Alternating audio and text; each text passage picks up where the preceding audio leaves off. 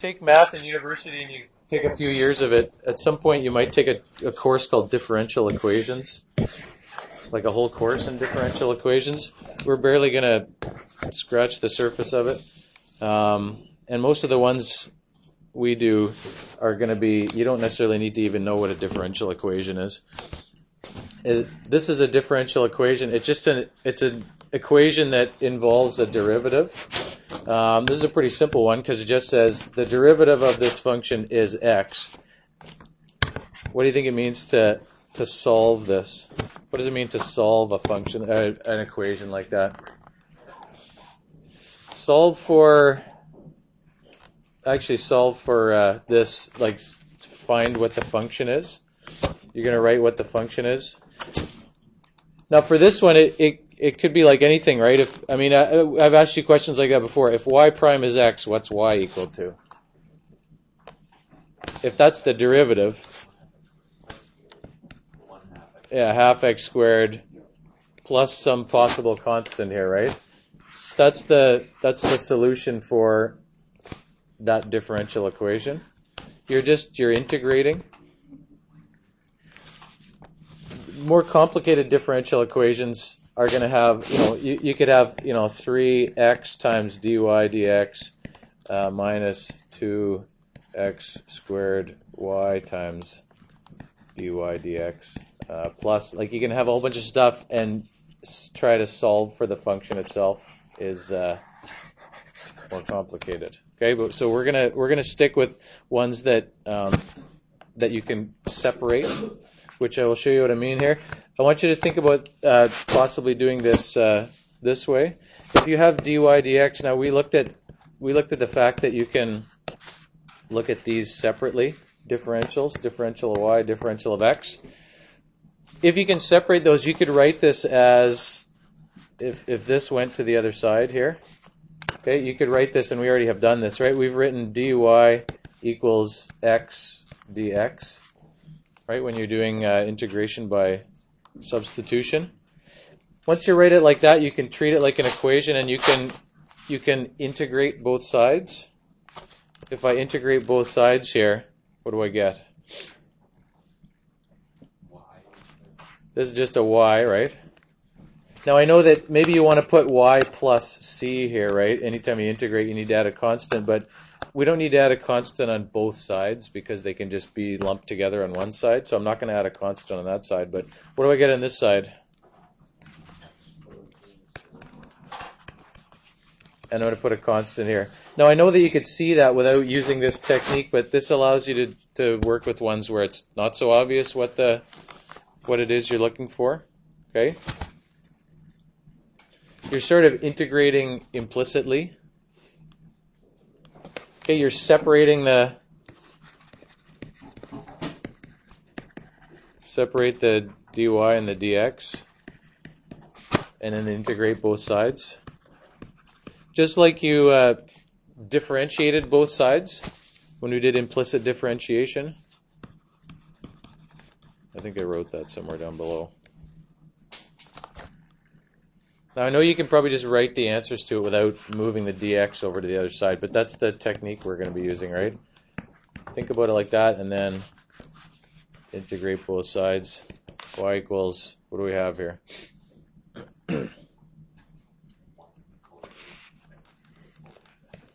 1/4 x to the fourth plus a constant. Again, I realize you when you integrate, you might want to put a constant on both sides. Like you could put plus d plus c over here, but whatever those two constants were, you could lump them together on one side. So normally, if you're integrating both sides, you don't need a constant on both sides. You can just put a constant on one side and that does it. Now you can probably do 2 and 3 quite nicely for yourself here.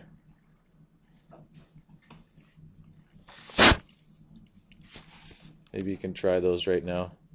You might need your substitution. And then you need to think about number 4, which we'll get to in a second.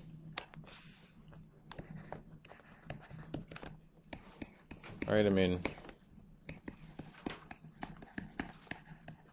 if you integrate both sides of that, you end up with y is what? 1/5 x to the 5th minus 2/3 x to the third plus x plus a constant.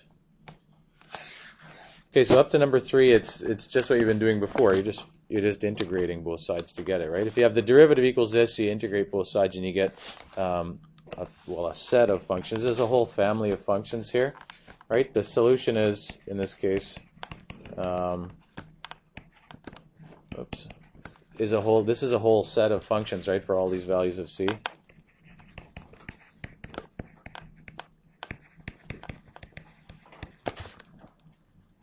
Right, because of this constant here. Now, in this case, what would that constant do? If we tried to graph this, what does that constant do in this case? This is a parabola, right? Yeah, it's just going to be the y-intercept. It's going to be where it crosses, right? You'll have all these parabolas. I'm not drawing them very well, but it'd be just moving it up and down, right? Looks like I don't know what that looks like. You can integrate this one as well. You just need to use your substitution techniques. You might have to make some changes here and think about how to do this. If you made u equals x squared, du is 2x dx, or in other words, a half du is x dx. So I can replace this x dx with a half du, and then I can replace x squared with u, right? You don't necessarily have to write all that out here, but once you come up with what this is, right? If you integrate this, you have a y here. What is this going to give me? Because this is going to be, should I write it out here? Integral of sine of u du times 1/2, right? What does that give me? What's the integral of sine? Negative cos, so we got negative 1/2 cos of u, and u was x squared. So that should be it, right? All right, now this one here is where we encounter some differences. What's different about this? It has a y in it over here. So how do you deal with that? Because it's not as simple as just saying, well, it's just the integral of what's on this side. Yeah, you're gonna still integrate both sides. You're gonna separate the variables. Separate the variables. Exactly what I wrote up here. Separate the variables. Well, I said separate the dx and dy, but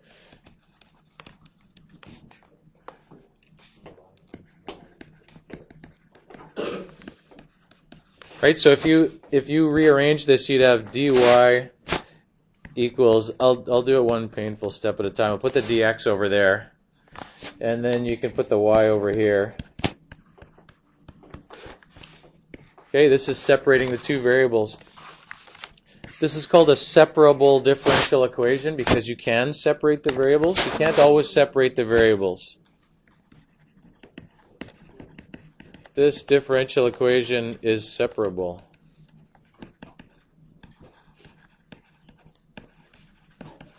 Okay, you can separate the variables and integrate both sides. So then when you integrate both sides, you end up with what here? This is not just going to be as simple as, it's not just going to be as simple as you end up with a y on this side now, right? Because we have something else here. The integral of this is a half y squared, and on this side we have a half x squared. It seems like because of that, maybe you could, we can cancel out the halves, we can do all these different things. Don't forget that there's a constant here. You can't sort of take the square root of both sides or whatever. You could multiply through by 2 and then just have a different constant. That's fine, right? If you really want to.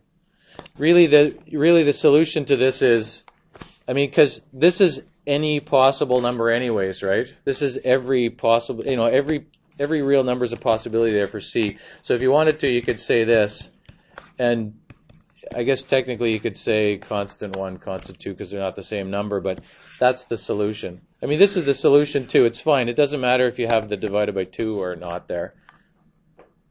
Do you know now? It's unfortunate that you don't do conics in grade 10 math, because if you look at a graph of that, I don't know if you know what that looks like, and I'll have to stop here.